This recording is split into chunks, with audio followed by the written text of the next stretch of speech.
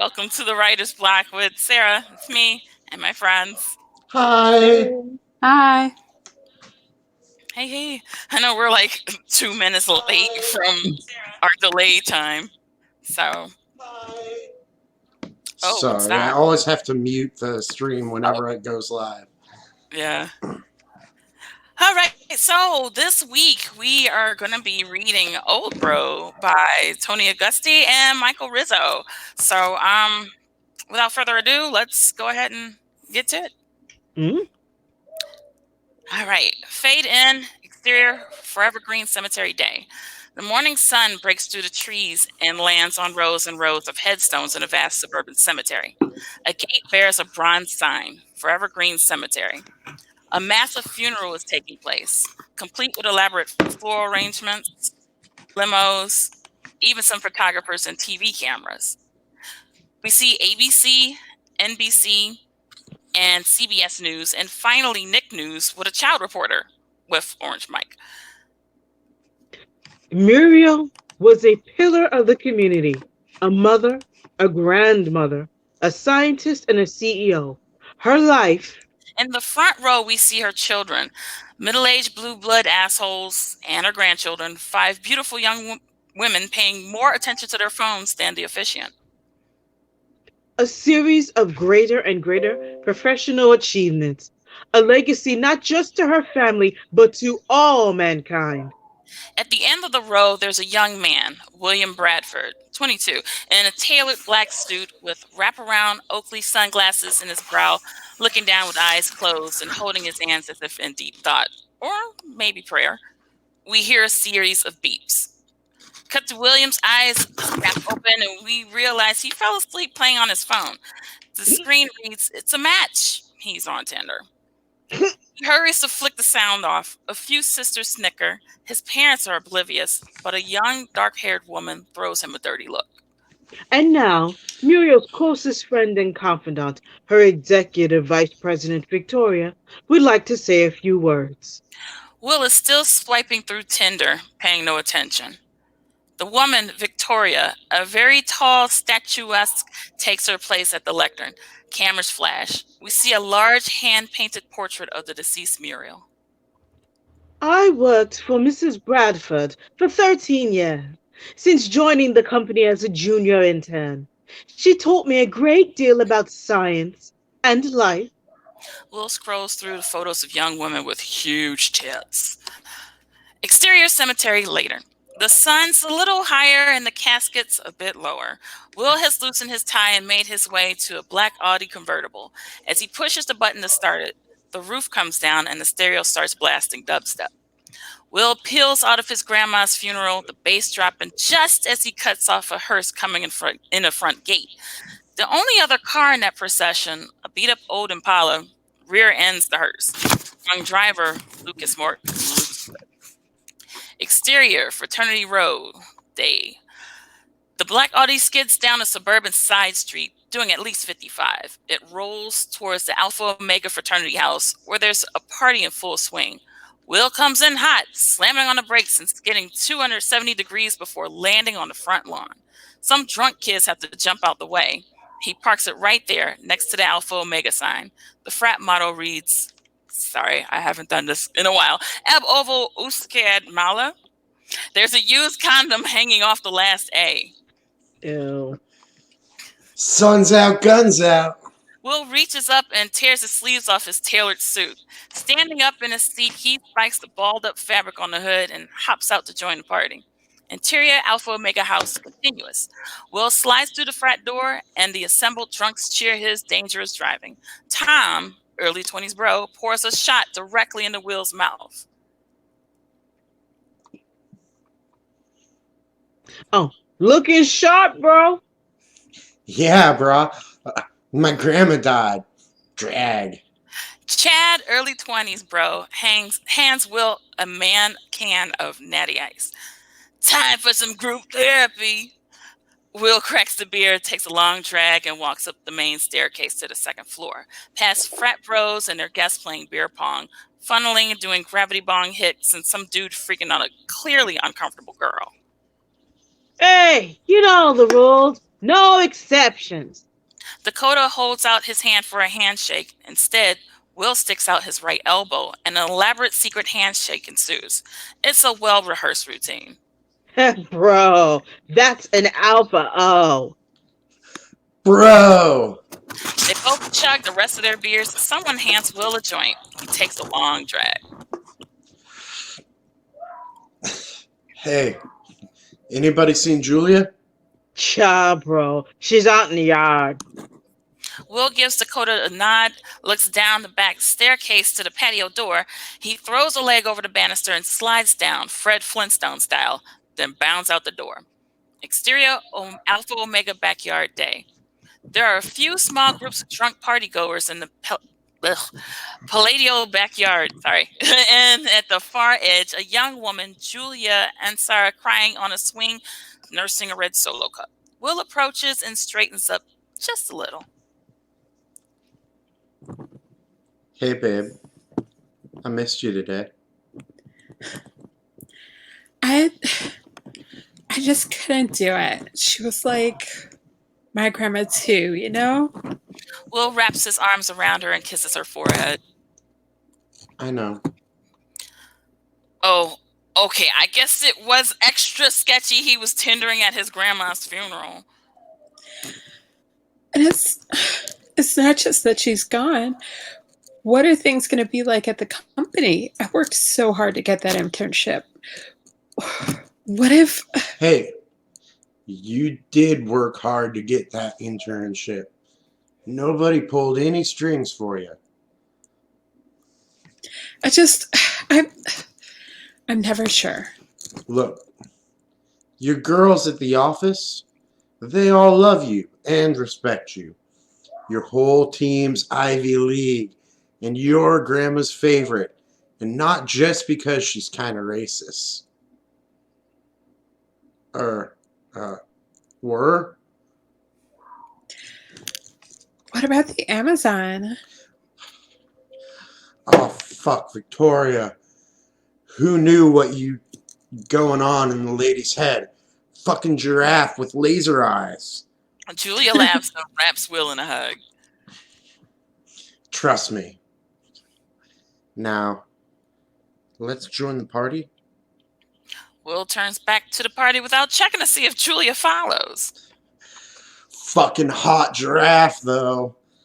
He makes his way up the stairs. Julia is still sitting on the swing, alone. Exterior Alpha Omega balcony. Will bounds out onto the front balcony overlooking his car, still parked on the lawn. His bros are posted up around a keg. Tom's got a small mirror and he's cutting lines. I'm alive. I'm feeling amazing. I love my bros and I love my girl. Now, give me some of that cocaine. Tom puts the mirror in front of Will, who pulls out his deceased grandma's funeral memorial card and cuts a line. Do a gram for Graham. Will does 4 lines, then reaches out to the heavens.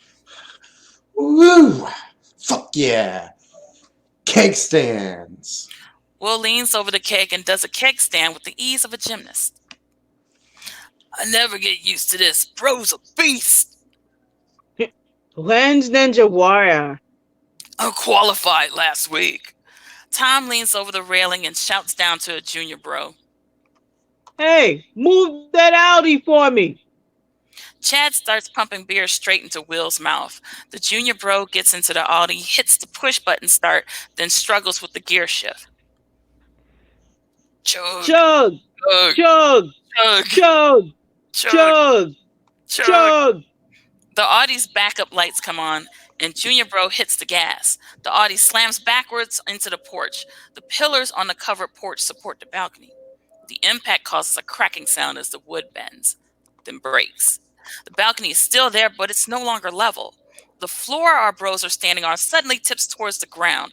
Our upright bros can steady themselves, but Will is upside down on the keg. In slow motion, our bro tumbles through midair. He lands on his head on the hood of the Audi, and we hear a sickening snap.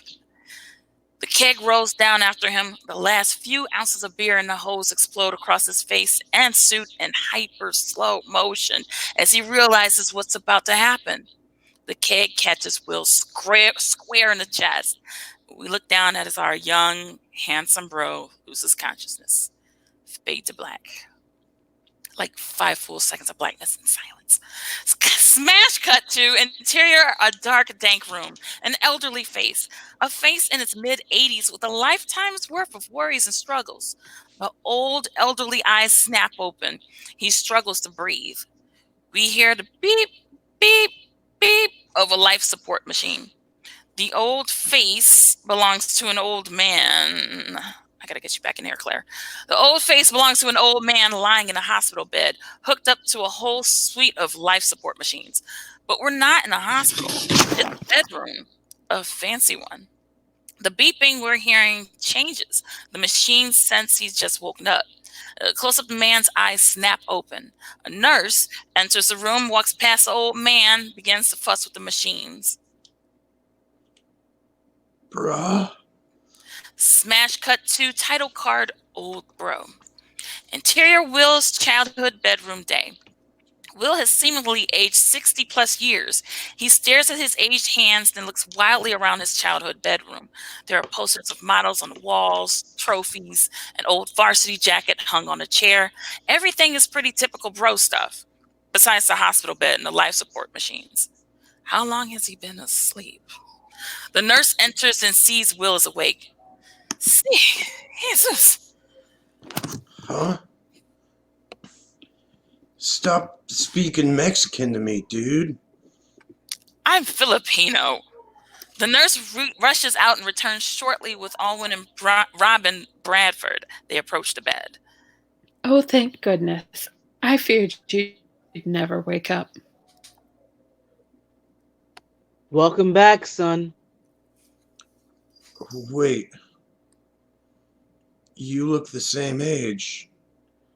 But I thought I'd been in a coma for years. Always a peculiar imagination, this one. No, you haven't been unconscious nearly that long. Just long enough to adapt. Adapt? To your new host body, dear. Oh, okay. Wait, what? Do you remember the accident, son? You were in a terrible accident and... I remember being at a funeral. Graham? Was that a dream? No, my mother is quite dead. Anyway, as I was saying, you were in a terrible accident and your body was damaged beyond repair. Quite mangled, I'm afraid. Luckily, the company was able to intervene. The company? Bradford Technologies has been working diligently on a highly experimental project. It was Graham's top initiative before she died, but it was still untested, theoretical. They didn't even want to attempt transplanting your brain to a new body. Said it was too risky and unethical.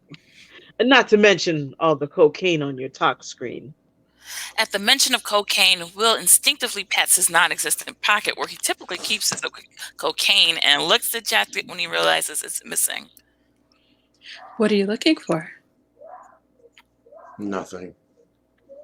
But we convinced them, didn't we, Robin?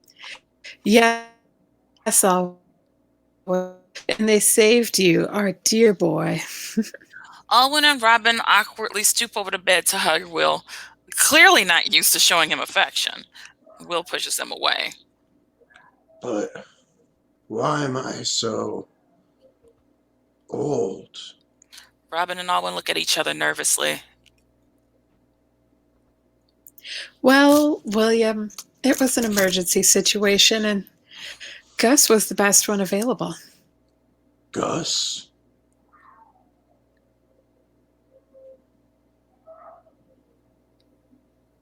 Ooh. Tulu's Diner? Gus Morton, the name of the man whose body...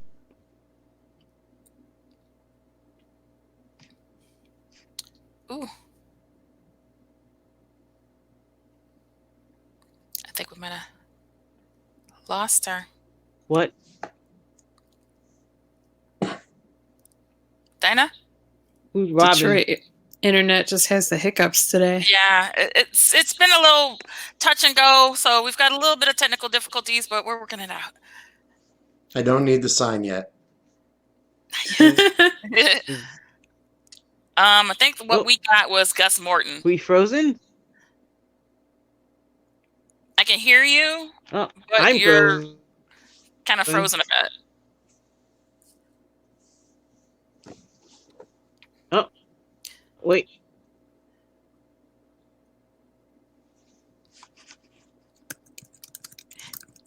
You might have to go out and go back in.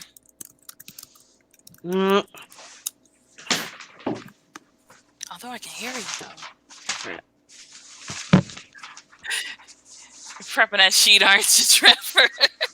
Getting it ready, just in case. All right. I'll go ahead and do it. So we've got our technical difficulties up for a moment. So, hey, while we're taking a short break, while we get Dinah back on with us, if we still have up until this Saturday night, 11:59 p.m., if you want to submit a piece to read to us. You can submit a play, screenplay, or some sketches to the writersblock2020@gmail.com. So we are gearing up towards the end of season 1, and hopefully we'll be able to continue on and happier times. So, yes, so right now we are reading Oldbro by Tony Augusty and Michael Rizzo. We are just starting and we're right in the throes of it. So we're just reading an excerpt of it for now. Working on a little bit of technical difficulties as Trevor shows us this lovely sign. And let's see if we can bring her back in. Hey! Okay. Hey! I got you back! Hey! Okay, so where are we now? We got you saying Gus Morton, the name of the man, and that's all we heard. Page 9. Okay, I'll say it again. Gus Morton, the name of the man whose body you received. I'm not sure we're supposed to share that information, Alwyn. It's fine, Robin. We're rich. The rules don't apply to us. That's right. I forgot. This is the best you could do? Are you fucking kidding me? Will lies back in the bed and closes his eyes.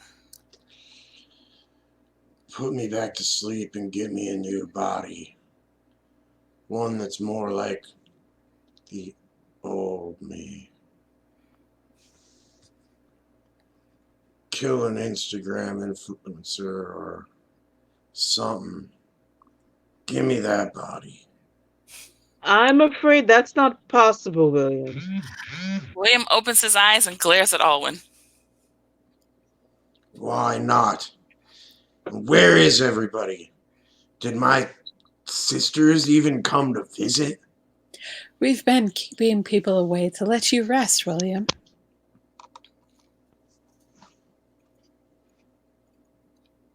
And as for a new body, that's out of the question, I'm afraid. The first surgery was quite enough risk for this Plus family. the cost of... Robin shuts up as Alwyn motions for her to be quiet. It doesn't escape Will's notice. Cost? Let me get this right. The company our family owns charged you to save my life? It's not that simple, dear. Not at all simple, William. The company wanted no part of this. It required a little greasing of the wheels. Greasing the wheels? Like they made you work on their cars? We had to bribe them, William. A lot of money in my trust. Most of it, actually.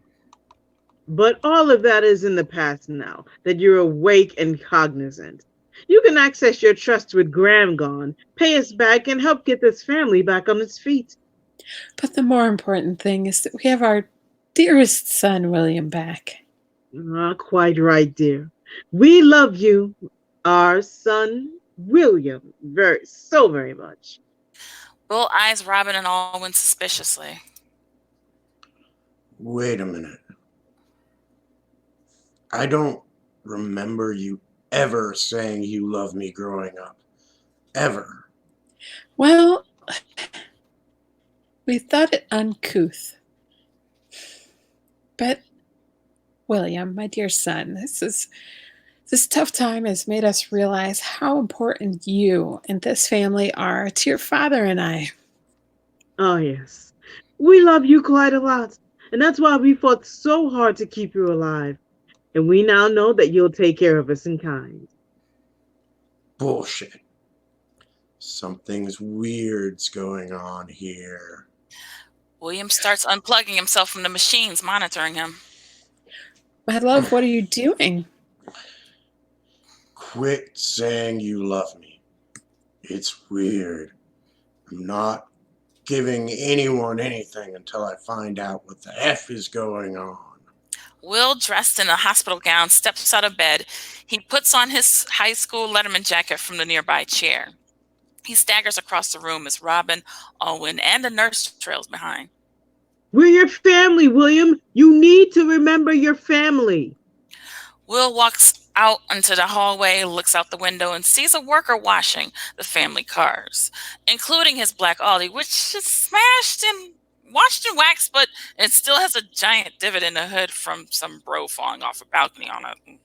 There's an Alpha Omega parking pass hanging from the rearview mirror. Will smirks and nods. You're right. I need to connect with my family. My real family. As Will looks over his shoulder at his parents, smirking and nodding, he pops the collar on his his varsity jacket.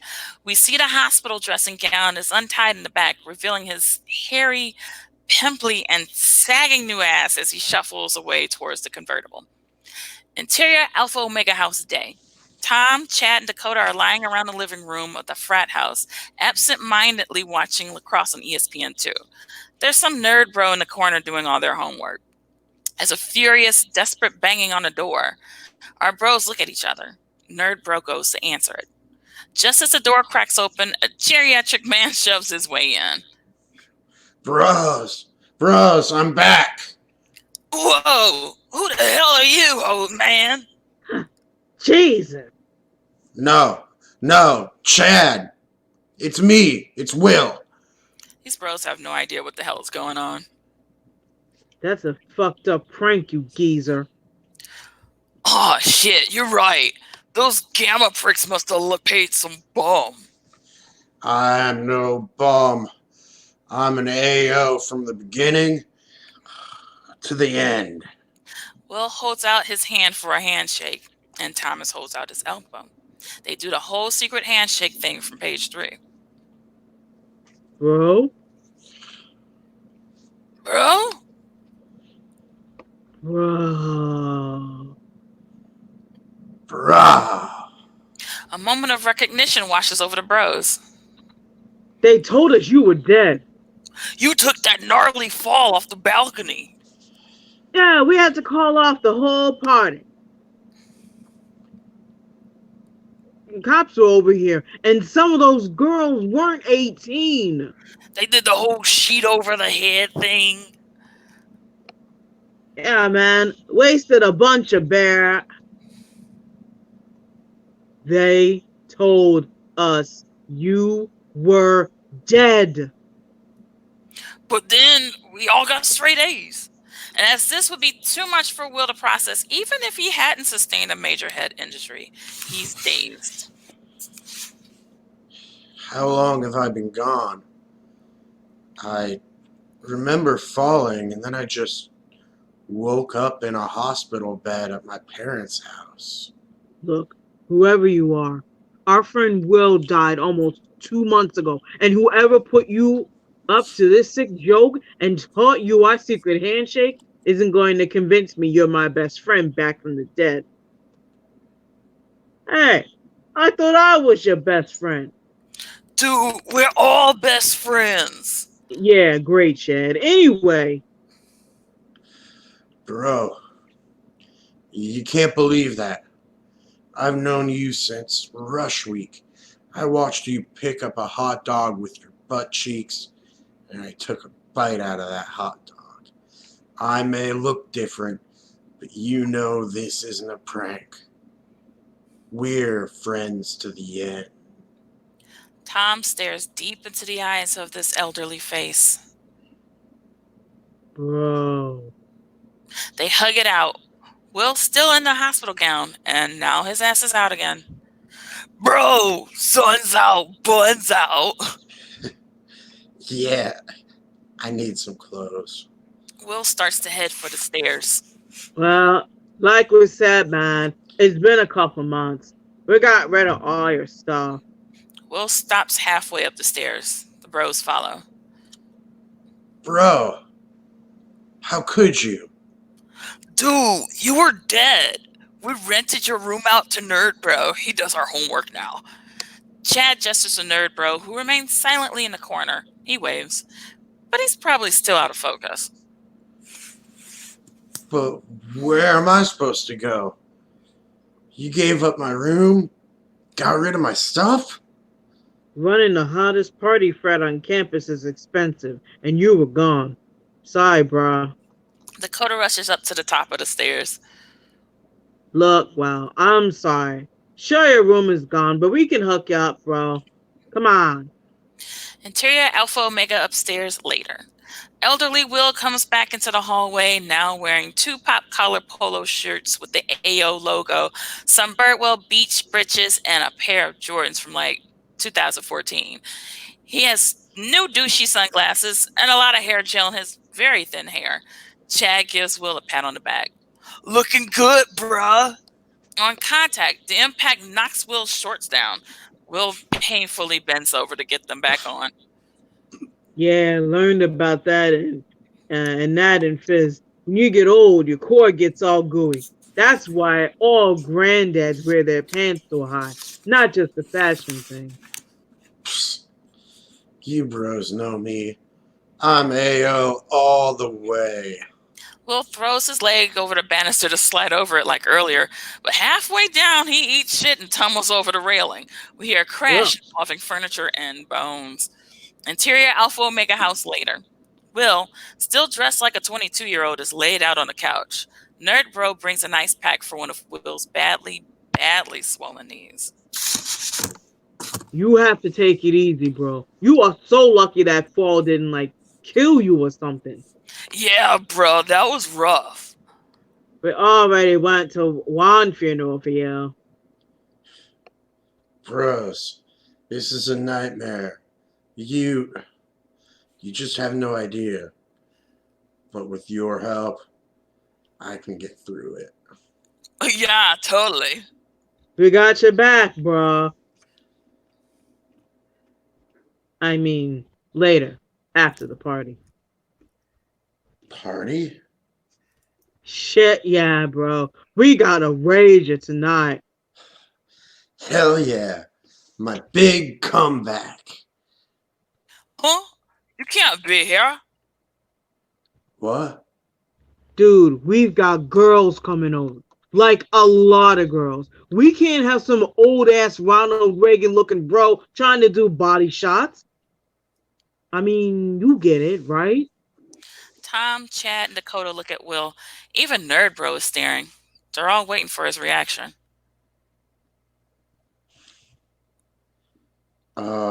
Yeah. Yeah, I got you. Can't have a bro cock blocking another bro. Yeah, gotta maintain that AO bylaws. Oh, that's rule number 4, after all. Glad you understand, bro. We're here for you. You know that. But right now, just too busy. Will struggles to stand. The swollen knee clearly hurts, but he gets up anyway. He shuffles towards the door, and Dakota moves up to help him. I won't stay in your way. I want you bros to go fuck bitches and party. I need to figure some things out right now anyway. Text me later? Count on it, bro. Will has made it to the door, then suddenly he turns. Wait. What happened to Julia? Exterior Julia's apartment, day. Will's beat-up Audi pulls up beside a small apartment complex. Julia lives in the kind of crappy college apartment complex that looks only slightly nicer than a motel.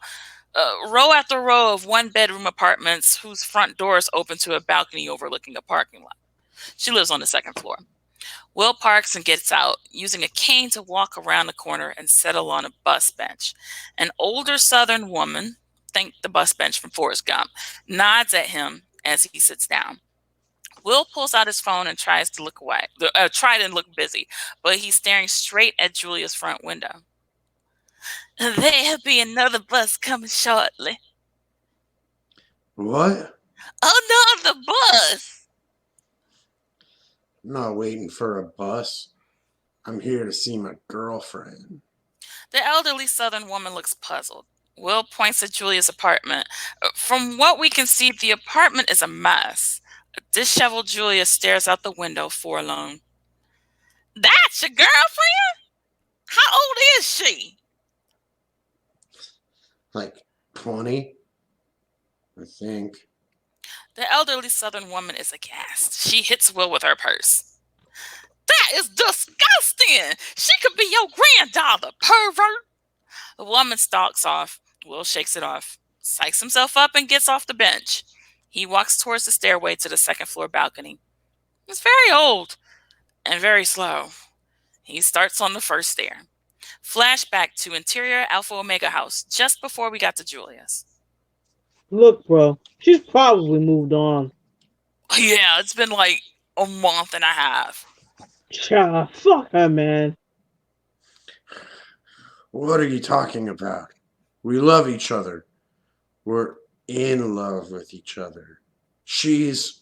Didn't you cheat on her? Yeah, like what? Bros before hoes, bruh. Back to present. Will is on like stair 4. We see him slowly progressing. Flashback to interior Alpha Omega house, continuous.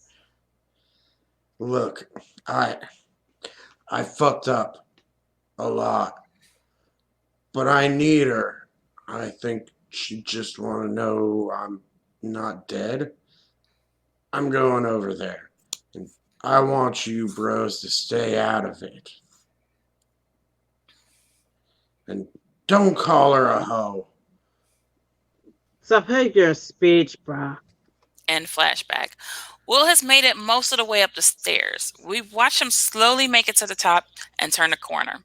He strides with as much confidence as an octogenarian can have towards her front door, makes it to Julia's front window, and sees, closer up, the mess in Julia's living room is even more evident. Newspaper clippings, schoolwork, stuffed animals, all sorts of relationship stuff. She's having a bad time. We see a disheveled mess of dead stems in a vase, what used to be a bouquet of flowers. Flashback to interior Bradford Building 24th floor science lab today, or day. Match cut to the bouquet of flowers, fresh cut daisies. The card reads, "Welcome back." They've placed it on a lab table. Julia smells them politely. Her friends Susan, Dory, and Connie are trying too hard. Julia is shaky. It's so great to have you back, Jules. The ultraviolet light experiment using that South American protein extract you synthesized from citrus fruit has been showing us some really promising results. And Connie matched with an investment banker who drives a Maserati and has a massive Victoria enters the lab. She gives a perfunctory nod to the ladies before proceeding towards some other experiment. My cat is getting at my legs. We see all sorts of mad science Q branch type stuff back there. There's a lab coat guy wearing a jetpack. He hits the gas too hard and flies up into the drop ceiling. One beaker has blue smoke pouring out of it. They've got plenty of lab rats and gauges.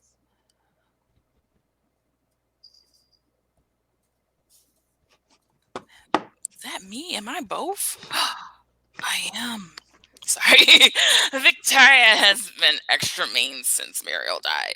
Overcompensating giant Amazon bitch. Don't hate her because she's tall. But yeah, I think she's cleaning house. Look, we all know how hard this is for you, but you're back now. We're always boss lady's favorite. And just because she's gone, you still got brought so much to this project. There is no one doing work like this anywhere else. Private sector, public sector, no one. Yeah, your D-bad nut job boyfriend shattered his spine. Fuck him. Now you're single. Connie realizes Julia's burst into tears and the other girls are staring daggers at her. Oh, I misread this pep talk? And flashback. Sweaty, crying Julia looks up, and Will realizes she's noticed the elderly man looking at her. He panics. He hustles past the door, way past it, towards the other staircase. He catches his breath, having totally choked, and gets ready to start the slow descent down another staircase. Exterior beach sunset. Will pulls his Audi into the parking space near the bench. He wanders out into the sand barefoot, then struggles to sit down. He stares out into the sunset. Fade to black. Exterior to Bradford building downtown morning. Bradford Technologies lives in a giant glass building downtown with a huge front rotunda in the driveway. Will's busted Audi pulls up and a black doorman, Winston, walks up to open his door and help him inside. I can handle myself, bro. Will didn't mean bro that way. It's awkward. Interior Bradford building rotunda continuous. The lobby of Bradford Industries is massive and marble. It's an open glass atrium that goes straight up all 44 floors to the roof. The glass elevators fly up and down quickly, flanking an elaborate water feature. There's a waterfall rushing down the middle of the room through a large crevice. The main desk sits in the middle of the room. It's noisy. Will, cane in hand, still wearing the outfit from last night. He must have slept on the beach. He's tracking some sand in the lobby. He makes his way to the security desk. Stan is just settling in for a long day. My name is William Bradford. I would like to speak to Victoria. And your name is? William Bradford. Uh-huh. Stan pushes a light up panic button. Look, I know William Bradford is dead, but I need to speak to Victoria about a special project. She knows why I'm here. I'm not crazy. Will's sleeve drops some sand into the marble countertop. Stan notices the Alpha Omega logo on Will's polo shirt. More security guards are coming over to throw Will out. One of them, Lorenzo, is leading the pack. Sir, I'm going to have to ask you to come with me. Before Will can process this, he sees a beautiful young woman, Ashley Bradford, 17, one of Will's sisters, walking through the lobby. He shouts to her. Ash! Ashley turns, puzzled, then repulsed that an old person is talking to her. Stan and Lorenzo are grabbing his arms. Sir, you'll have to come with us. No, fuck that. I'm not going anywhere. I'm here to see Victoria, and I'm not going anywhere until she...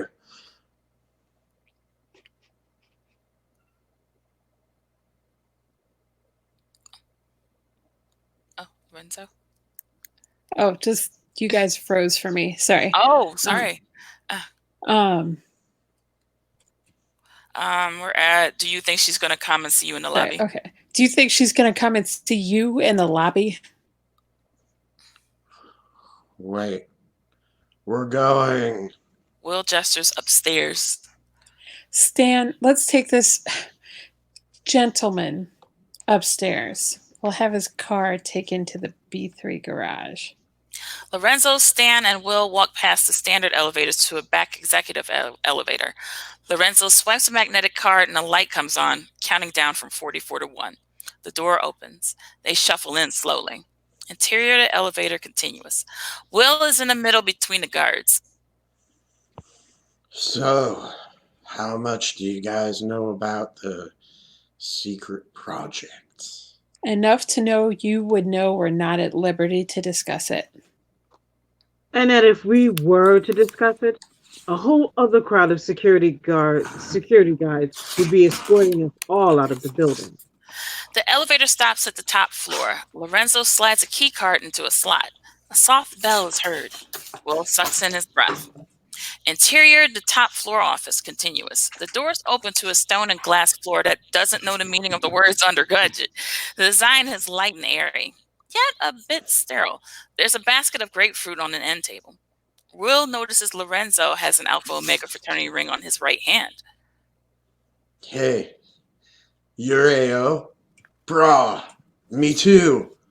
Lorenzo softens a bit at hearing this. Always good to meet a bruh from back in the day. What are you talking about? You're way older than me. Oh, yeah, right.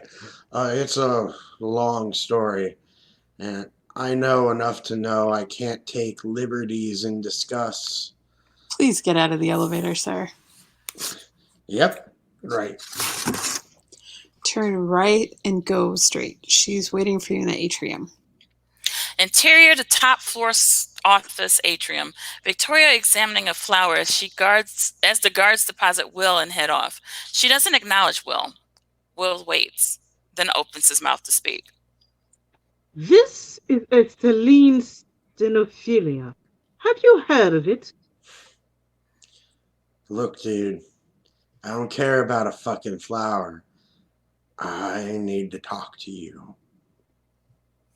The seed of this plant was found buried in permafrost by one of our research teams.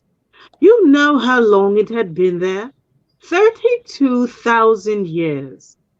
32,000 years. The seed shouldn't have been viable, but yet here it is alive.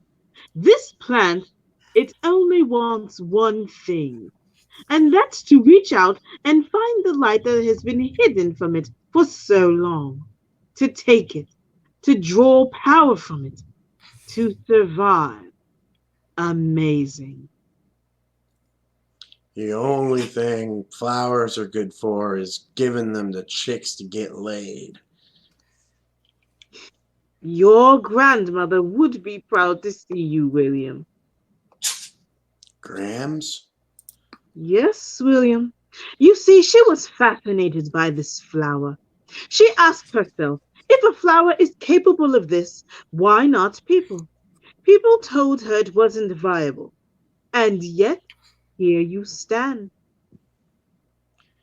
First of all, your explanation is like a felicity or something.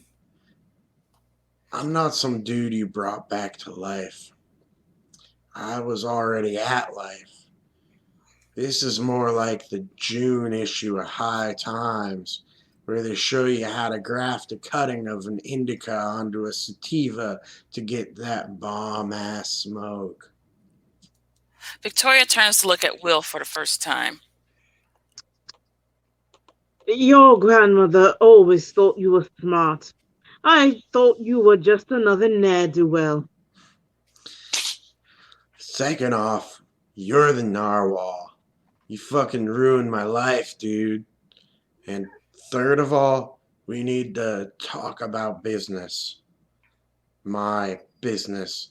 Half of Bradford Industries belongs to me now, and I need to get paid. Victoria is unmoved by this. She responds by getting a little closer and putting a hand on his arm. Will has to look up at this very tall woman. When I was your grandmother's assistant, I thought you were a liability, a weight. Just an old woman's foolish wishful thinking.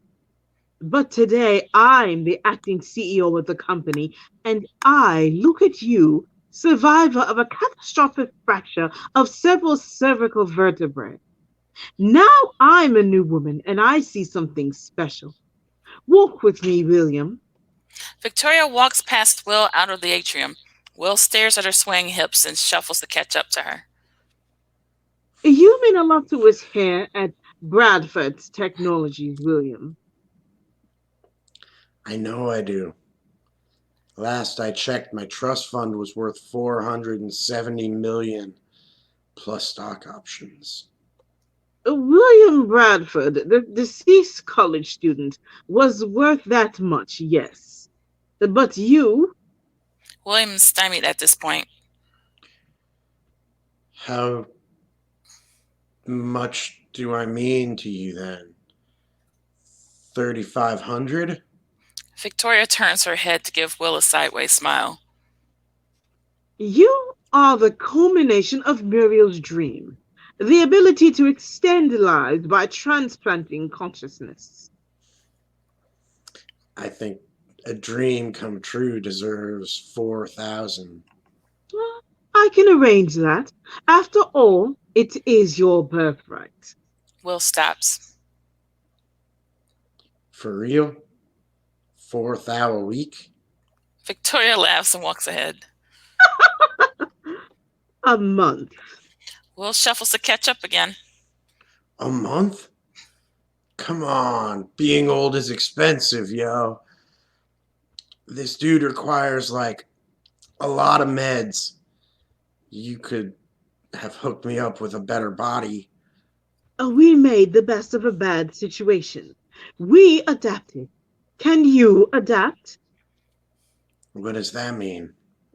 It means we're willing to do something for you. That something being give you money. But we need you to do something for us. Like what? Firstly, you can't squander this medical miracle. You're you're on all those medications for a good reason. Take them as directed. Second, the world deserves to know the breakthrough you represent, William. We've arranged for some media opportunities. Will stops, turns, then starts walking quickly away from Victoria. She gives chase. No fucking way, Victoria. I'm a sideshow freak already. I'm not going on TV and perform like a dancing monkey for you. Don't think of it that way, William. And think of yourself as a brand ambassador for the company. For the future. I'm out of here. Victoria stops and watches Will shamble away.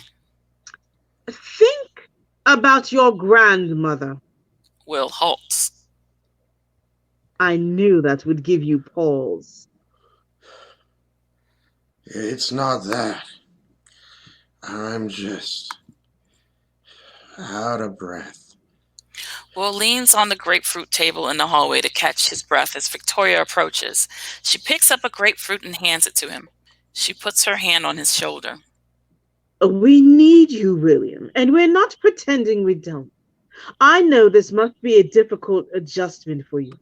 Just admit you need us too.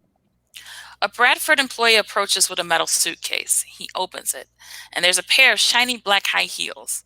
Victoria inspects them, gives them a sniff, and closes the case.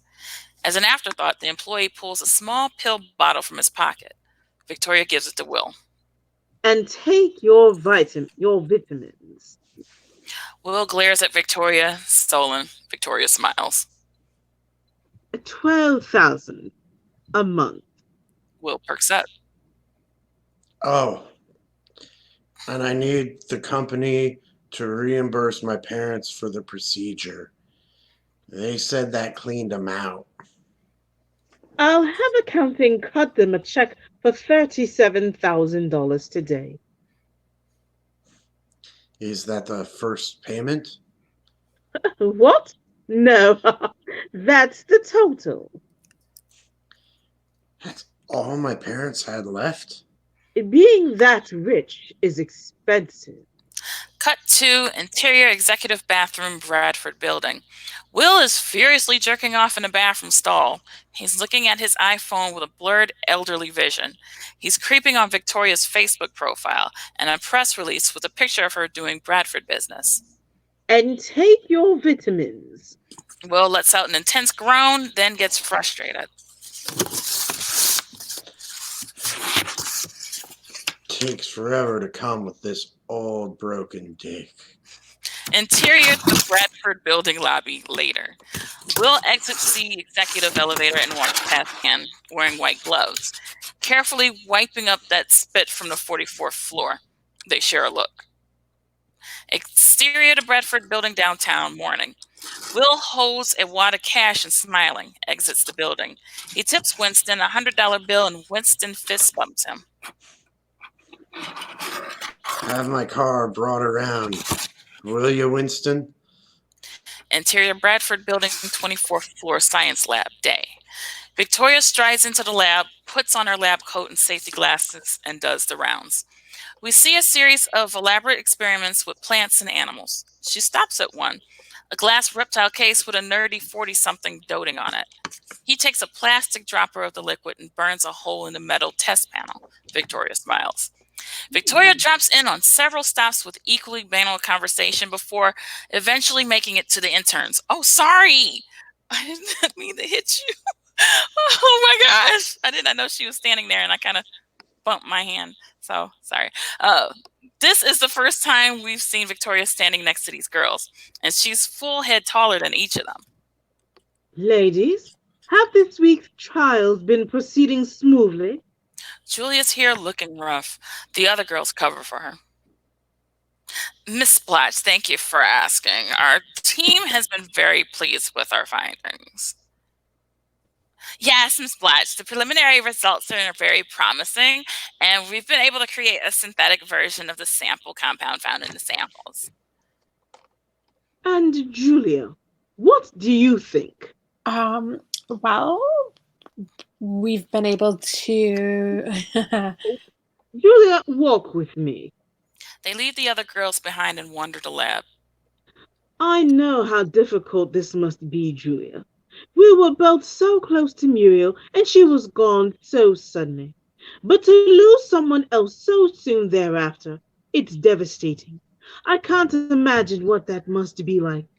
You have to know that while I don't understand, I can empathize. I don't expect you to just let that go. Julia shows relief she's not getting fired. You were Muriel's favorite, you know, and one of her closest proteges. She told me often that she had grand designs for you. I think that was just because of Will. I'll let you in on a secret, Julia. Muriel liked more than Will. I know you loved him, and he's gone now. But you were the one she was grooming for bigger things. And I want you to know you still have a very bright future with this company. Just focus on science. After all, Will is gone. Julia's stunned in a good and a bad way by this. Interior Will's Audi later.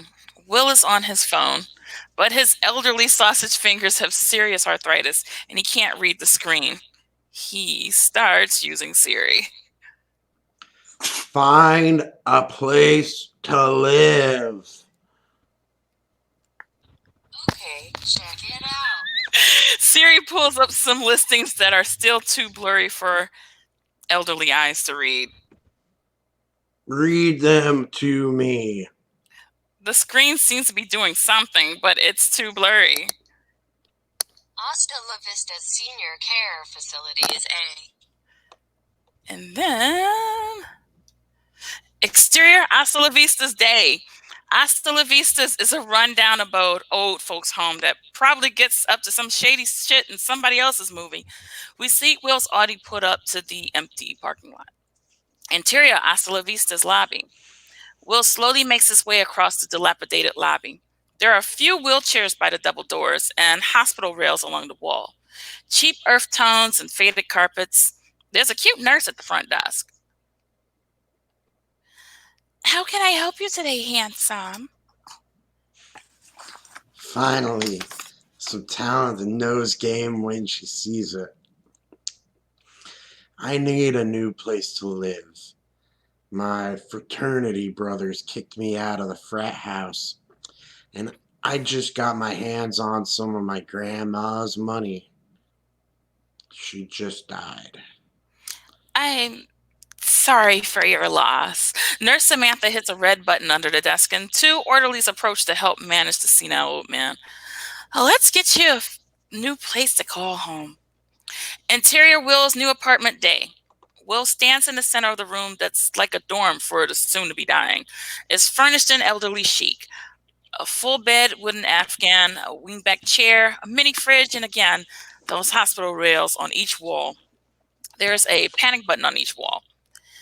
In his bathroom, there's a red chain to pull on if you're falling and can't get up. Will looks at his room key on a red elastic wristband, turns off the lights, and sets out down the hall. Interior, the hallways of Hasta La Vista is continuous. Will struts slowly down the hallway. Some gray-haired old ladies are checking him out. One flashes Will by lifting up the bottom of her shirt, revealing her very saggy boobs. Interior, the rec room of Hasta La Vista's later. Will enters with a tray of processed slop, some Salisbury steak, something that's supposed to be corn, your standard public school cafeteria or prison lunch fare. He settles in at the cool kids table. The table captain is Buford, 80s, white, southern. Buford Jefferson Beauregard here. William Bradford's the name. And, bitches and whiskey are my game. Buford finds this hilarious, and so does bros Matthias, 80s Hispanic suave, and George, 80s Jewish schlubby, laugh along nervously, trying to fit in. This here's Matthias and George. Okay, new guy, don't go cursing on the tail here. Cruising on the tail here. We've been working these bras for a while now. Don't need to get turning some goddamn sausage fast. Oh, don't worry. I'll be staying out of your way. Yeah, that's what the new guy said in Korea. Gave the whole unit a raging case of the clap. Ugh, and you were the new guy, Buford. We know. And in those days, they didn't just give you a pill. Needle this big, right up your pee hole. Buford mimes a large syringe being injected into his urethra. Buford, we know, we all know.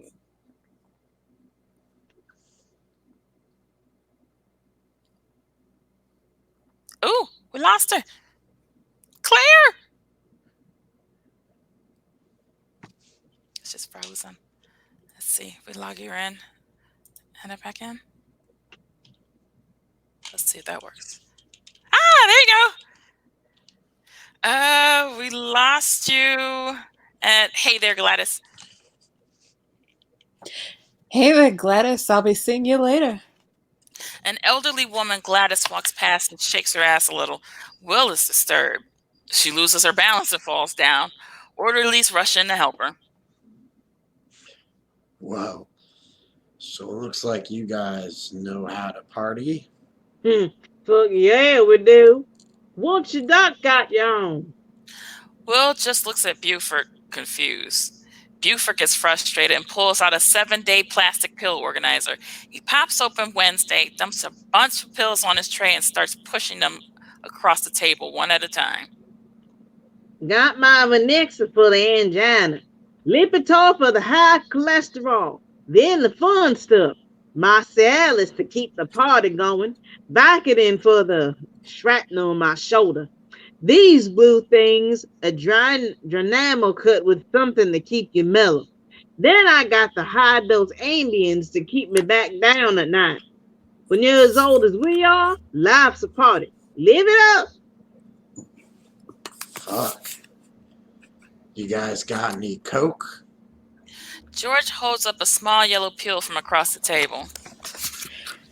I know I'm going to be crushing up one of these. I'm snorting it before I go to town on Gladys later. She gonna be okay? She's already lying down. All that matters. Will looks around and realizes this is not going to be too different from his last home. Interior Will's new apartment later. There's a little white paper cup with 3 or 4 serious-looking pills on Will's bathroom sink, next to the black Bradford Industries bottle. He pounds him. He's straightening himself up in the mirror. Will is still dressed like a frat bro, but he's putting some pomade on what's left of his hair out of a tin he must have bummed off Matthias. He looks in the mirror. Game face, bro. Will is alone in the small bathroom, pumping himself up. Interior cable news studio day. Will shuffles through a revolving door past a large sculpture of the network's logo. APA Franca meets him at the door. I'm Franca from Mr. Rasmussen's team. I'll be taking you up to hair and makeup to meet Eckhart before the show starts. We're live in 17 minutes and we need you to get camera ready. Will's ego is a little bruised by that. Hey, I was Alpha O's Alpha Bro 3 semesters in a row. I'm camera ready, babe. Franca is too worried about her job to be confused by that remark and hurries Will into an elevator. Franca holds down a button on her walkie-talkie and speaks into her headset. Mr. Morton is in the elevator headed to Studio C hair and makeup. The elevator doors close on a confused bro. Interior Studio C later. Will is shown to an office chair in a dimly lit TV studio. There are big monitors all over the back wall and a lot of oddly shaped desks no one is sitting at. From stage left comes Eckhart Rasmussen, 40s bald Persian in a sharp suit with 2 tissues still tucked into his collar on each side. He extends a firm handshake. Mr. Morton, we are really excited to have you on the program today. People at Bradford is incredible, really. Will remains confused but shakes his hand, staying seated. Nice to meet you, Eckhart. I haven't really seen your show, but from what I've heard, you're a pretty big deal. That's perfectly all right, Gus. Demographically, it's fair to assume you're more of a Fox News viewer, but with college-educated viewers 25 to 50, we're number 1 and growing. I don't have cable, bruh. Eckhart is genuinely confused by that sentence, but before he can follow up, "We're on one, Eckhart. Who needs you in a chair?" See you out there, Vil. Eckhart goes back to his desk and sits down. Where, bruh? A makeup artist and a hairstylist rush over to Eckhart, once dabbing the last few spots on his cheek and removing the tissues. The hairstylist is giving his head a good buff. Will just sits in his chair, deep breathes. The camera operator slides into place. There's one huge broadcast camera pointed straight at Eckhart, another in Will's face. "We're live in 10. Eckhart does some guttural moaning and a vocal warm-up. Ah, mame, me, mo, mo. Will can't believe this shit. Live in 5, 4, 3. Eckhart stops making weird noises. The producer on the floor silently counts 2, 1, and points at Eckhart. The dark studio suddenly comes to light. The lights come up and the LCD screens in the background start looping random news. I'm Eckhart Rasmussen, and this is ER News, where we deal with the issues tearing our society apart. With me today is who appears to be Gus Morton, a Vietnam War hero and hospital volunteer. The camera cuts to a surprised Will. The lower third reads, "Transplanted Valor, old as Stold." Wow, thank you for your service. But in reality, he is William Bradford III, scion of the Bradford family, heir presumptive to Bradford Technologies, and a hard-partying frat bro who took his devil-may-care bacchanalia a little too fair and paid the ultimate price. Or he would have if it wasn't for his money bags, mommy and daddy. Whoa, harsh. The lower third reads, "Invasion of the Valor Snatchers." Gus Morton sadly left this earth, but in a final act of generosity, he donated his hallowed body, a body that stormed Hamburger Hill to science. One can only imagine his horror to learn his body ended up at a multinational medical monolith that decided it was bored with making money. The camera cuts to Eckhart. The lower third reads, "Blank you for your service." And decided to start playing God. Huh? My dear viewers, what you are looking at is an abomination of science and morality, a horrible trust fund brat for no other reason that he was born into the right circumstances. What you see is Gus Morton, but behind those eyes is the epitome of corporate greed, feckless entertainment. Bro, I fuck all the time. The lower third reads, "This guy fecks." A complete lack of ethics, and perhaps the warning call of the canary from our great nation's decency coal mine. He's not a young man, he's not an old man. We around the office have dubbed him Oldbro. Eckhart's face brightens and he turns to face Will. Oldbro, thanks for joining us. The name's not Oldbro. It's Will, bro. The lower third reads, "Call me Oldbro." Of course, Oldbro, my apologies. Moving on. Did you know where your body came from? Oldbro stares into the camera, a little dumbfounded. How does it feel to be a living atrocity? The graphics for ER News look a little like an ECG, with a constant flashing light going over the news crawl like a heartbeat. With this question, the lights speed up. Look, man, I didn't ask for this. Between you and me, this body they gave me is pretty gross. But we have to adapt, right?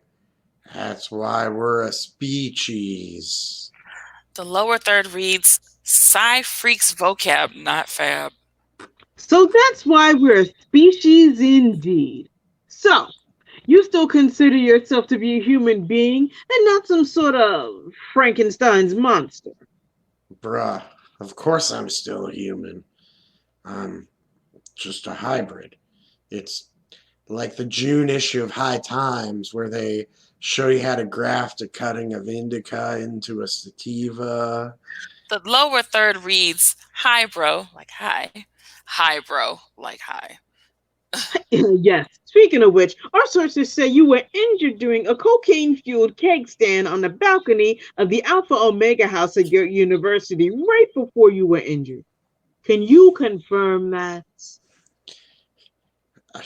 I can only confirm that when I party all the way, brah. That's what being an Alpha Omega is all about. Ayo. Do you think you deserve to have your life saved? The lower third reads, "Old bro. Should he exist?" Deserve? I mean, I do own half the company. Isn't it like my toy to play with? This profound entitlement of a trust fund child inheriting impossible power. There are tens of thousands of people who are suffering, who don't have the money your family has. Yet nobody is doing anything for them. Why you and not them? Old bro looks down. The graphics speed up even more. I don't know, man. I just want to go back to my normal life. By normal life, you mean the life where you spend your family's money without a care in the world, do whatever drugs you want, sleep with whomever you want, and goof off at college? Old bro brightens. The lower third reads, "Blue blood." Yeah, exactly, brah. Man, I thought you were a douche, but you get it, man. Don't you feel a responsibility for the legacy of Gus Morton? This man probably had a family. He was a decorated war hero. Between you and me, old Gus didn't take very good care of this body. His balls are like Super long, dude. What did he do to stretch his balls out like that? Think about it. The graphics don't like what Oldbro has to say. They get even faster and redder. Cut to interior taco hut day. Lucas Morton stands mouth agape staring at Oldbro's interview. There's a tray of food dropped at his feet and a nervous teenage employee standing behind him. Grampy? We're not going to replace that, sir. We can't hear the TV, but we can see it in the background. Things are getting out of hand on ER News. The graphics look pretty angry. The lower third reads, no testicular shortitude. Interior Julia's apartment day. Julia, looking like a wreck, is watching ER News on her MacBook, sobbing and doubled over. We can't really hear it over her crying and wailing, but we see Oldbro storming off the stage. The graphics have flatlined, and the lower third now reads, Oldbro. We're not sold, yo. Interior Victoria's lair day. Victoria, smiling, is watching the broadcast on an ancient black and white TV console sitting on an old mid-century couch, eating a half grapefruit from a bowl. Exterior Studio C later. Oldbro is hustling as fast as his old body can take him, muttering to himself. Fucking gotcha journalism. Exterior CVS later. The busted black Audi slides into a handicapped space in front of a pharmacy. Oldbro, still muttering, bursts through the front door and goes to the clerk. Interior CVS continueth. He points at a bottle on the back wall. Give me a pint of peppermint schnapps and a pack of cigarettes. The clerk grabs the schnapps, moves to the wall of cigarettes with 100 different packs, and just stares at Oldbro for a second. Oldbro needs to be more specific. Winston's. The clerk brings him the booze and cigarettes and begins ringing him up. Do you have a pharmacy? Interior CVS pharmacy counter. Oldbro, small paper bag in tow, wanders over to the pharmacy counter. In the background, we see a TV in the waiting area set to ER News. Chiron reads, elderly imposter? He slaps a stack of prescription papers on the counter. Fill her up. How long is this going to take? Interior Julia's apartment later. Julia's squad is there comforting her, but she's now as angry as she is sad and confused. Victoria, she must know. We must be behind this. Do you think it's special projects? Putting a critically injured person's mind into a dead body is not medical science. It's something else. There has to be a reason. How are you going to find him? That's a taller order than Victoria. The girls think about that for a moment. Exterior CVS later. Oldbro is pacing slowly in front of the CVS, chain-smoking Winston's. Exterior CVS evening. Oldbro gets a text. His prescriptions are ready to be picked up. Oldbro walks from a large pile of cigarette butts into the store. He's still holding a lit cigarette. Interior CVS pharmacy counter. The pharmacist has a small buffet of pill bottles in front of him. He looks around to make sure it's just the two of them and begins to show them the Oldbro, left to right. All right. Pay close attention here because we've got a few things to go over here. We've got your cyclobenzaprine for back pain, your Levitra for ED. You look a little old for all this Adderall, but there you go. Zolpidem for sleep. Oh, here's the stranger stuff. Your doctor has you on a cocktail of anabolics, including some human growth hormone here, which I haven't seen in patients your age. You're going to want to be careful with that. You've also got some broad spectrum antibiotics and benzos here, basically everything for recent organ transplant. He notices Oldbro's lit cigarette when he takes a drag in the middle of the pharmacy. Oldbro blows smoke in his face. Do you have any questions? What's going to happen when I mix all this stuff with cocaine? The pharmacist is dumbfounded. Exterior dilapidated house in Inglewood day. Oldbro Audi put us up to an ugly bungalow in a bad neighborhood. A middle-aged Korean woman, Deborah, is sitting on her front porch smoking a cigarette. She picks up her purse and walks down the Audi. Will, I haven't seen you in a while. How are you? She notices an elderly man driving Will's car. Deb, it's me. Long story. Check it out on ER News. I need a few grams. Deborah blows smoke in Old Bro's face. I don't know what your Old Bro breaks out a wad of cash. Deborah takes it from him, shrugs, gives him a small baggie full of cocaine. Old Bro sends a few text messages before driving off. Interior, rec room of Hasta La Vista Sunset. Old Bro is cutting lines with Gus Morton's AARP membership card. He has crudely torn open all the bags from the pharmacy, and the more interesting pills are out for the party. Gladys is holding a syringe, injecting HGH into Old Bro's thigh. Tom, Chad, Dakota, Nerd Bro, and Junior Bro enter the rec room. Bros, I told you I knew how to party. Old Bro notices they brought Junior Bro. God. You brought the guy that murdered me? What the fuck? But rules are rules. Ayo! Old Bro does the elaborate handshake with Junior Bro. No hard feelings, brah. Buford approaches the group. Who are these fine young gentlemen? These motherfuckers are my brothers from Alpha O, and they know how to party to the end. Buford shrugs and does a line of cocaine. The young bros cheer and the party montage begins.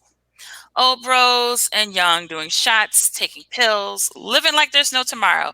It's deeply unsettling to watch. Gertrude, 70s, talks to Old Bro.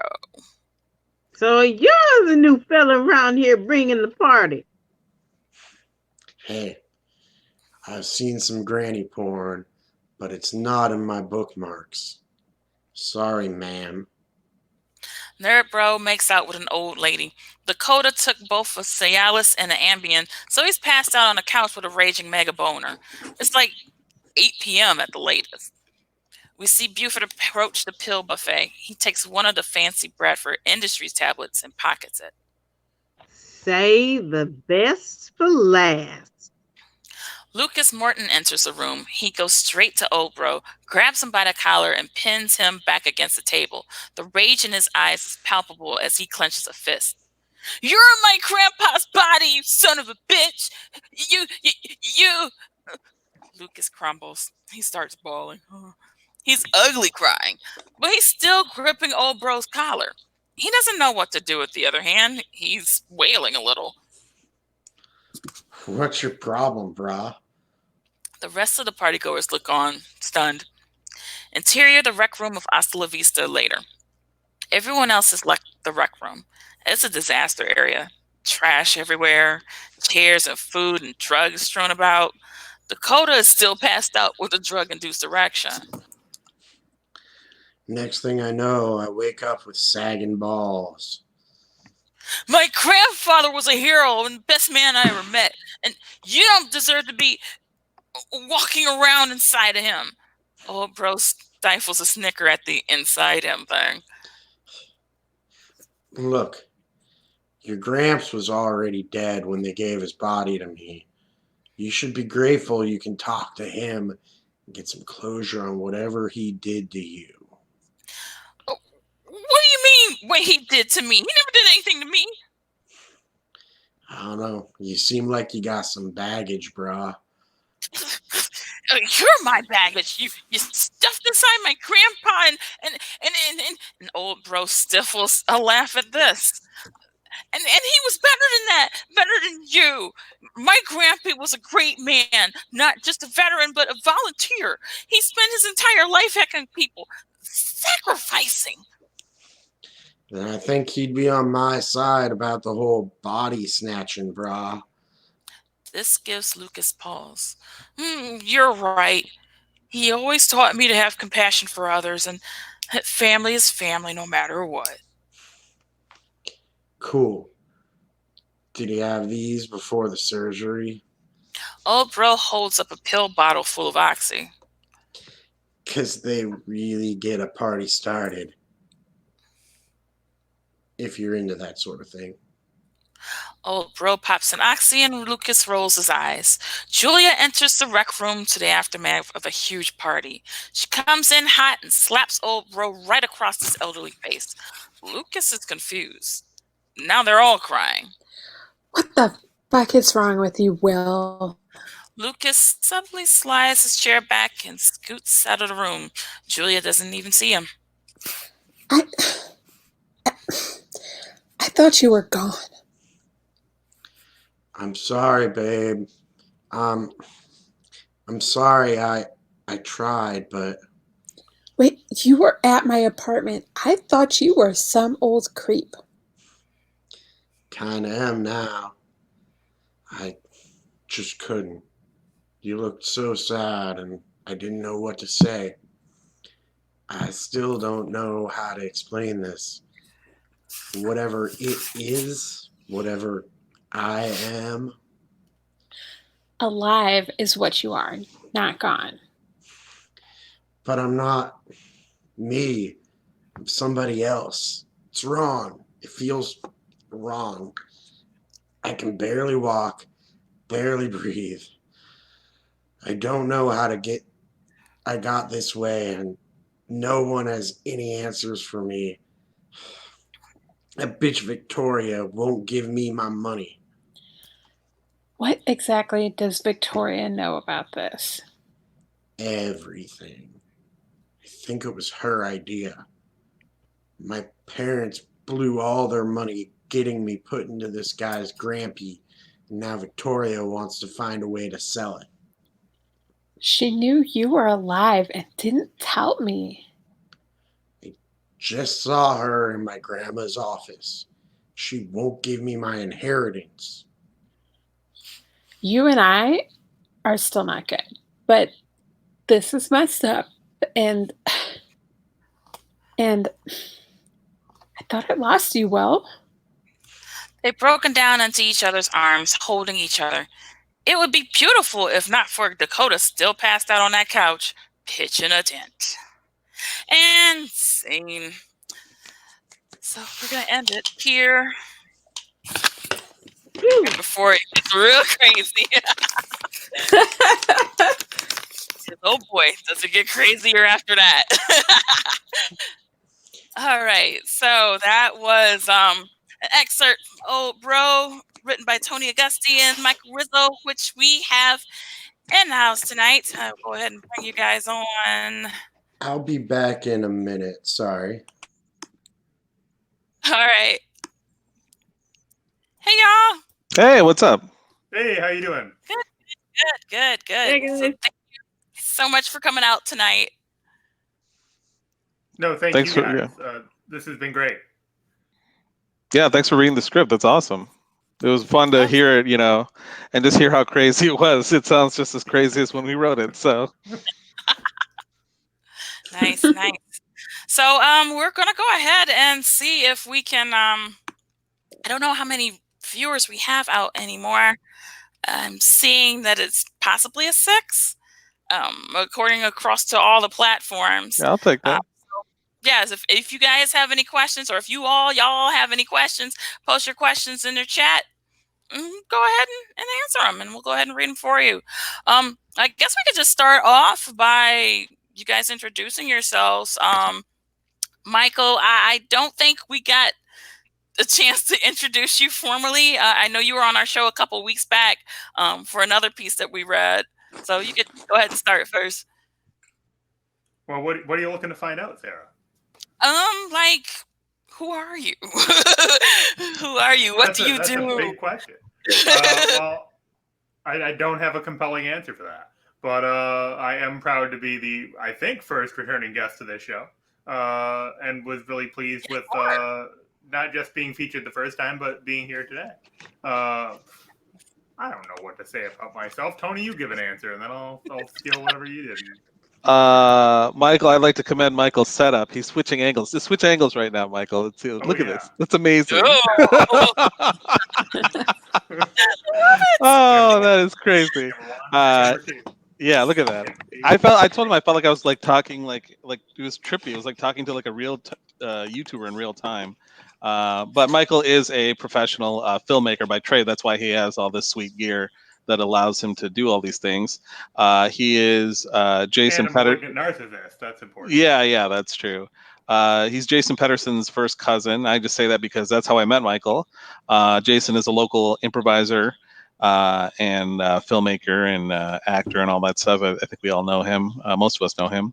And anyway, Jason and I met through improv, and that's how I met Michael. And we decided to like let's actually Sarah and I were in the show years ago called Amazing Dave, which was like a real time sitcom. So every week we had to write an episode, like write, memorize, and then perform an episode every week, a 30-minute episode. And it was really one of the hardest things I ever did. And you know, like the most challenging, but it really stretched me and showed me what I could do.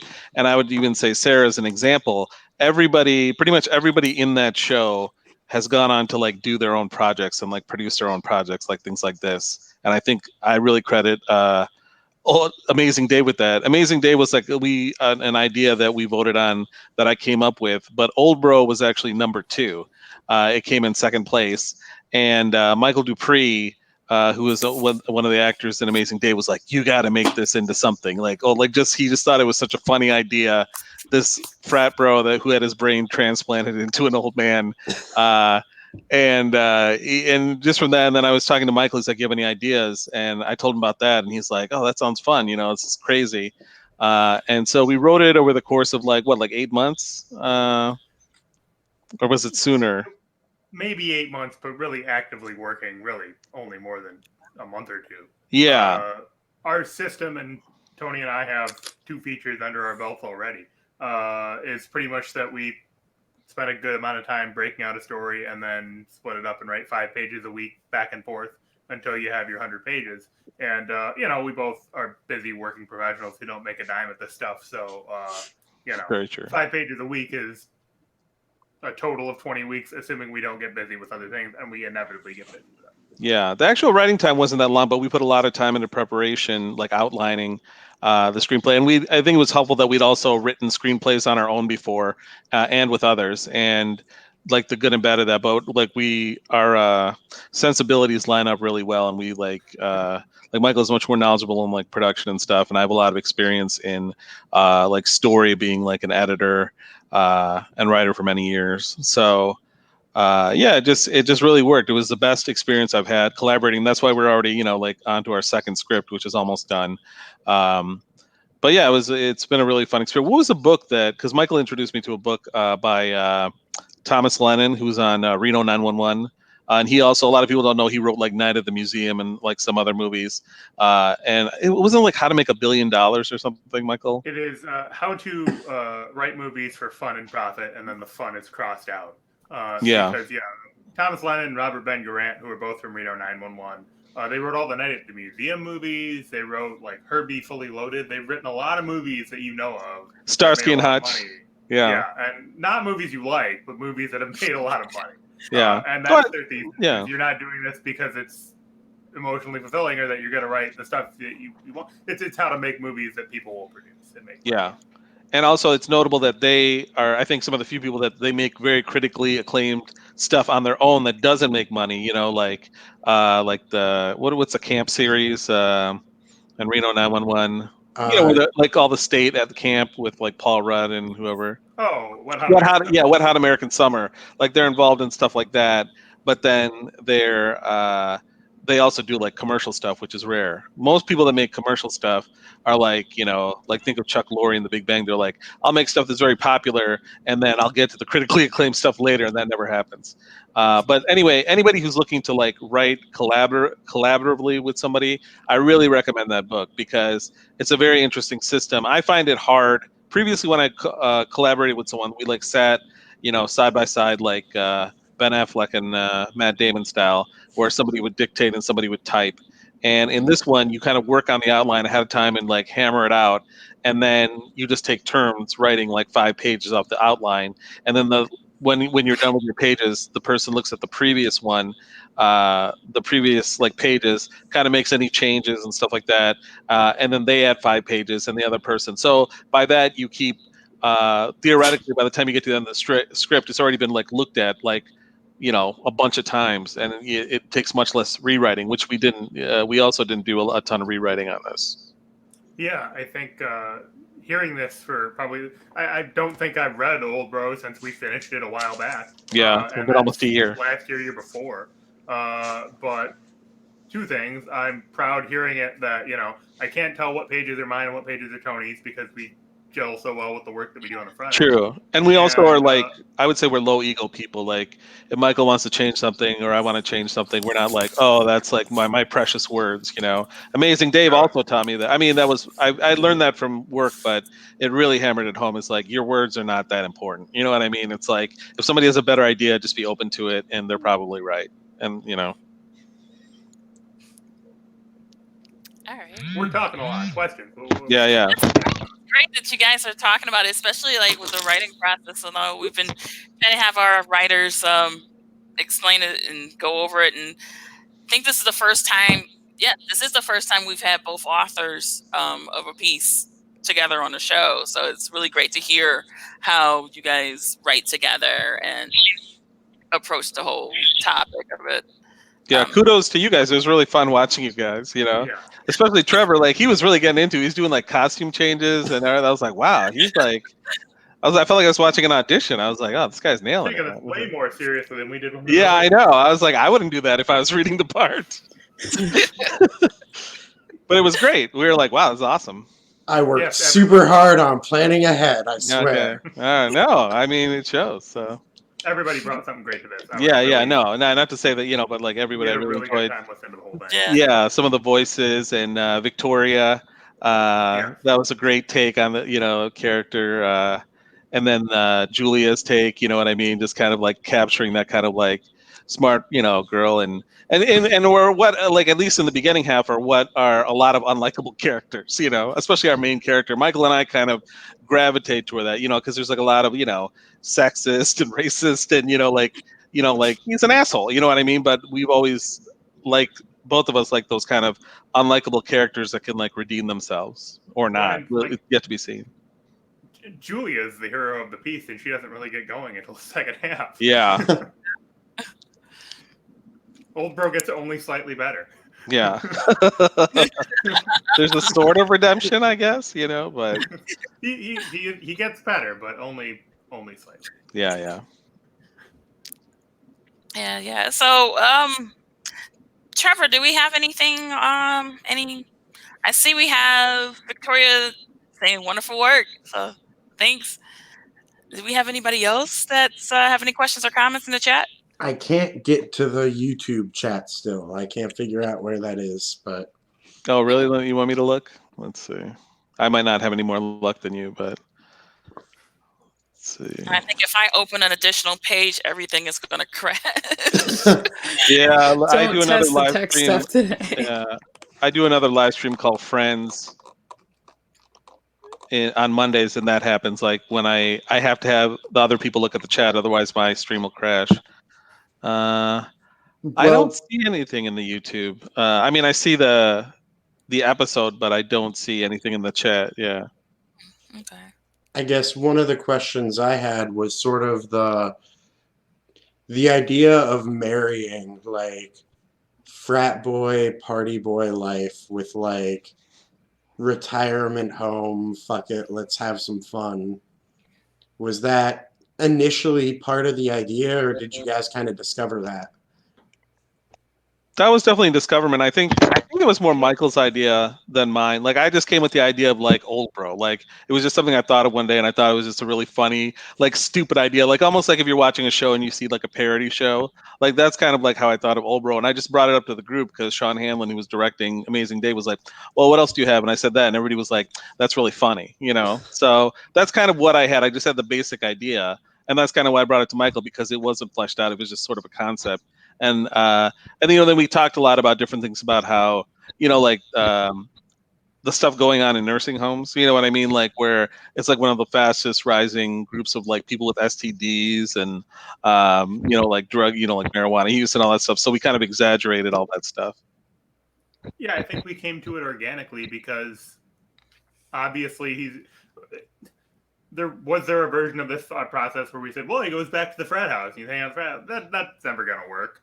Yeah. And then once we got off of that, well, okay, he's an old man with a limited amount of money. He's gonna wind up in an old folks home. And as soon as we bantered that around, I'm not gonna say writes itself, but it's a premise that's kind of rife for a lot of comedy. Yeah. And Tony's right. As soon as we thought about, there's tons of STDs in old folks homes and all the drug stuff, because we knew.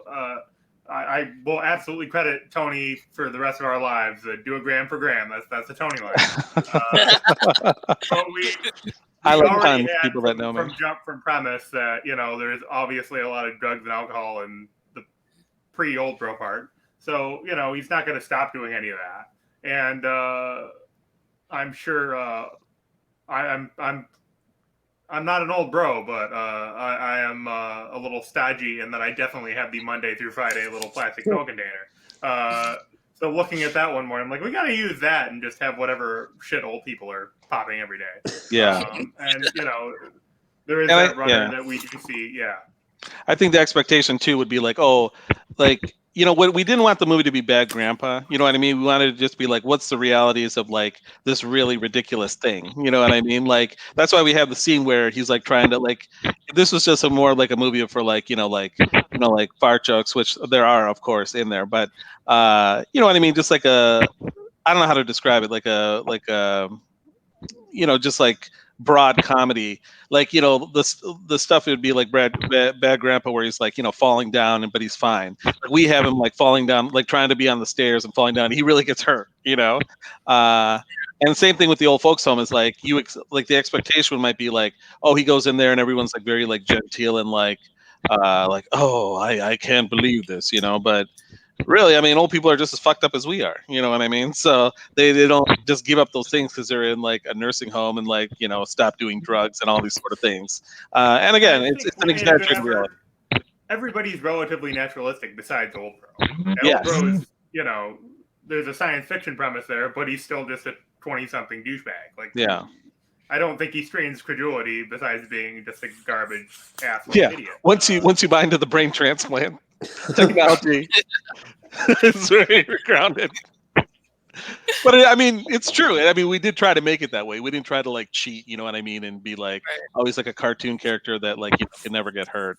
Or like a Melissa McCarthy movie, which I love her movies, but it's like they have this weird like trope of her like trying to injure herself, like Chris Farley. You know what I mean? Like she's always like falling or hitting her head. And I'm like, to me, those are like the least funny parts of like those movies. Like the one where she played like an agent, like a field agent that went on the field. Like the funny part is the humanity where like the part where the girl Rose Byrne is like, that dress is so ugly. You look like something, and just calls her fat. And then like just under her breath, Melissa McCarthy's like, come on, man, I'm really trying here. You know what I mean? It's like, it's like that little humanity that's so funny, That's the kind of stuff we tried to capture in this.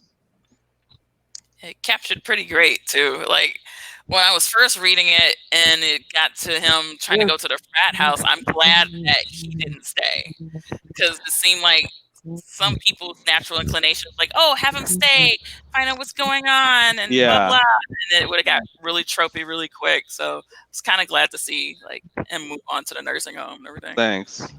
Yeah, that's very much like the like kind of Fox sitcom-y thing that would happen if you stayed in the and just kind of explaining away stuff too, like the thing about his parents like not really having a lot of money. You see like that too with like that's a thing I've seen with like friends, not my family. We're solidly middle class, but seeing that like, oh, like people that are rich aren't like, especially kids, you know what I mean? Like don't have as much money as you think they do. They're just like sort of from it, So it's like that. At least that's why like it would have been very easy to be like, oh, well, he's super rich, so that enables everything. But instead we're like, no, he's not rich. He has a lot of money problems, Yeah. Friends. Do you have any questions, comments? Criticisms? No? I will mention I did. Not that I need to be a puppy. I'm good with. Yeah, we're used to being beat up all the time, so don't worry. I was gonna mention I did really appreciate the writer's snark in there a couple of times where the direction notes were like, wow, him scrolling through Tinder really did make an asshole, didn't it? And stuff like that. That's Oh yeah, that was fun. that's all Michael, and having written no, I mean just that concept of that style of writing, because I mean his point is when you're writing a movie, you're writing for the reader. That's what a screenplay is. The shooting script is not going to have that kind of stuff in it. It's all going to be taken out. But when you're writing, you have to create a picture for the reader. And I come from a different school of reading Sid Field and Story by Robert McKee, a bunch of the screenwriting books is just don't put anything on the script that can't be seen in the movie, So that was really kind of not a fight, but just okay, I'm going to trust you on this, you know what I mean? But I think it works, and it's a good point. And I think especially for comedy, and this kind of relates back to what we were talking about the relatively naturalistic approach to this, is you've got to make sure the reader gets that they're on the same page tonally with what you're trying to accomplish as a writer. And you get that, no, these people are bastards, and you need to understand that as you're reading the story, because you need to know to bring that into making the movie. I maintain this will never be a movie because it would cost $100 million. Yeah, it's I don't know who would ever make it. We just wrote it for fun, but maybe if we get enough power or money one day, we will make it. I've always said to make a good graphic novel, but I don't know how to draw, so. And I think paying someone to do it would be how much did you say it would be? $20,000 or $30,000 or something? Yeah, it's not cheap to make a graphic novel. Yeah. One of my kind of questions within the script reading it was, I guess, I always kind of think of characters on a smart-dumb dichotomy, and I couldn't totally place where Oldbro was on that dichotomy. There are times where he felt really smart and times where he felt really dumb. Really dumb. Yeah. Okay. I mean, but also he has his expertise, areas of expertise. You know what I mean? He's really dumb about words. He's calling people narwhals and things, and not understanding what is it. But he also knows a lot about weed. You know what I mean? Because he reads High Times. So, and that's generally my experience with people. It's rare that you run into people that are all dumb or all smart. Everybody's smart about something, everybody's dumb about that. And but he is I don't know so much as he's dumb, but he's ignorant. He kind of figures. Yeah, he figures things out. I think a lot of times when you say people are dumb, they're ignorant. Mm-hmm. And sometimes they're both. The protesters in Lansing. So he demonstrates intelligence later on in the script. What saves him is emotional intelligence and the fact that he does actually, as shitty as he is to his girlfriend, he does have some knowledge of her that comes back later, and he is not as dumb as he might seem at times, but he has paid no attention to any number of fundamental things for being a person. Yeah. And we see a lot of that in the first half. And a lot of it in the second half too, but there is some growth, so don't yeah. I mean, I guess if we were really experimenting, we just have not him change, you know what I mean? Which there are movies like that, but it was I think we always had it in mind he's gonna learn something from this. Yeah, I'm just curious. Did all of you read the I entire guess my script, question would be, what inspired? Go for it. What inspired the Fox News part where he basically had his faggy rear end handed to him? Man, I don't even remember. I think we were kind of talking about what is the company again being the company, and it kind of plays itself out in there. But it's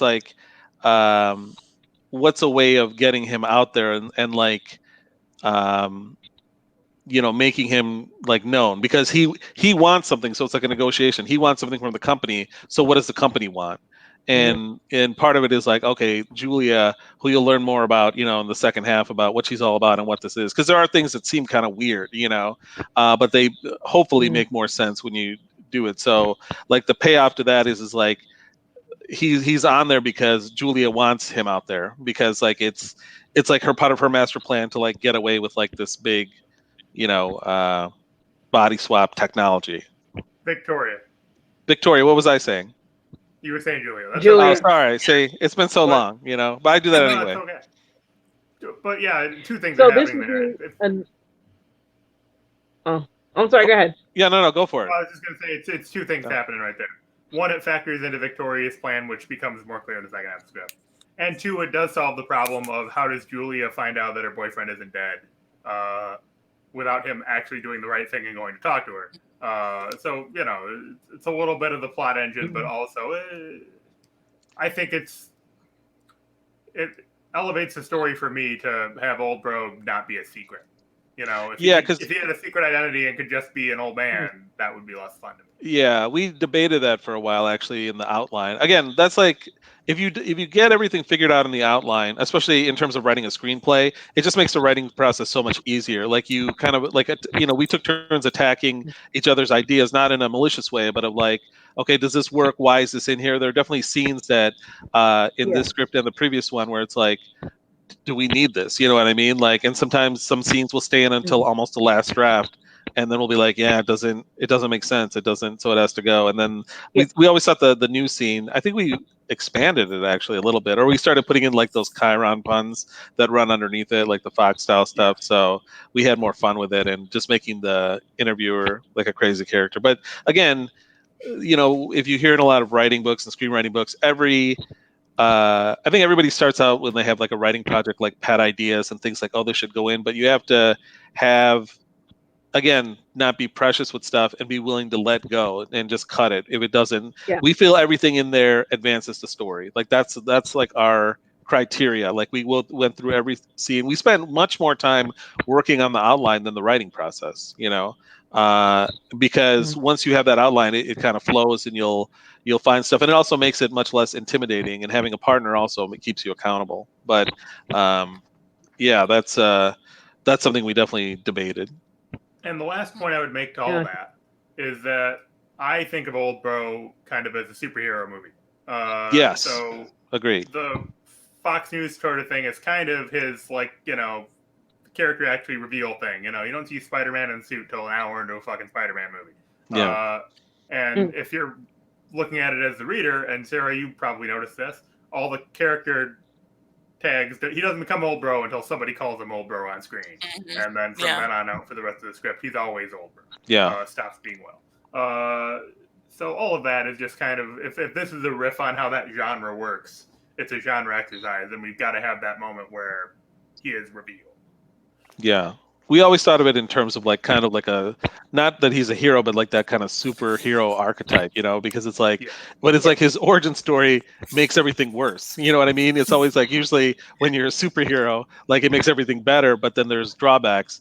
His case is the opposite, of where there's nothing but drawbacks, but then he finds redemption through those drawbacks. Makes you think of the body snatch invasion of the body snatchers. Actually, I mean, the whole part where he gets put in to an older man, and just the fact that you chose an older man, and not some, buff person that he would have rather have been, but somebody who's older and backwards get out. Gonna have problems. Yeah, and I thought that's why Oldbro was the idea of Oldbro was so funny, because even like Invasion of the Body Snatchers, they're aliens, or like Freaky Friday.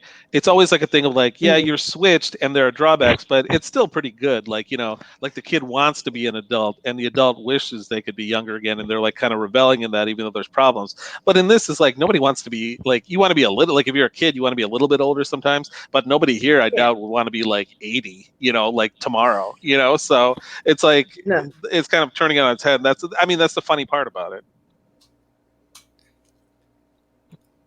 That's a good question. Thank you. Really enjoyable. Let's see. Anything else? Do we have any other chat? I think we're all good on chat wise. Yeah. Did you all? Did all of you read the script or no? Like all the way through or no? I'm just curious. I have not gotten a chance to. Not all the way through yet. I plan on finishing. Okay. Yeah, I'm curious now. I wasn't going to, TBH, but once we got. Yeah, and I've got about 15, 20 pages left.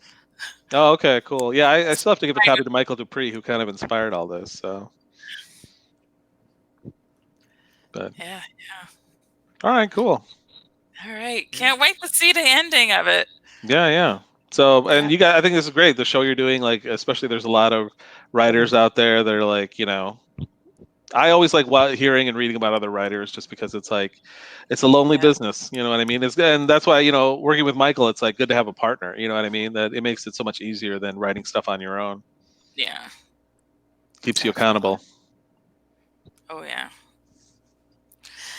Well, I guess since we don't have any more questions or comments or concerns, I guess we'll go ahead and wrap it up. This is the first time we went past 10 o'clock. Wow. Okay.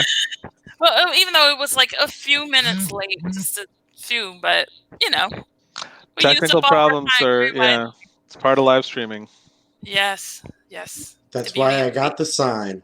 Yeah. Yeah. I was like, what is the sign that he's bringing out? And I'm just like, oh yeah, I remember this from another episode. So I thought though that StreamYard, well, we can talk about it afterwards, but I had about StreamYards. I thought that was the whole point of StreamYards, was that it like fixes like if you have a bad internet connection, because everything's supposed to run on there. So Yeah.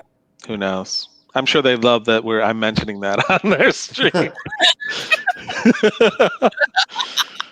Planet will get like an extra charge now, or get kicked off the premium account. But yeah, and it's cool to see you guys keep going with this, consistency. Thanks. Yeah. Thanks. All right. Well, thank you guys both for coming. Feel free to send anything else if you want, or if you want us to finish Oldbro, we'll be glad to do so. Yeah, it's up to you. If you want to, we'll be happy to come back and talk about it. Yeah. Thanks for having us. It was really fun to hear.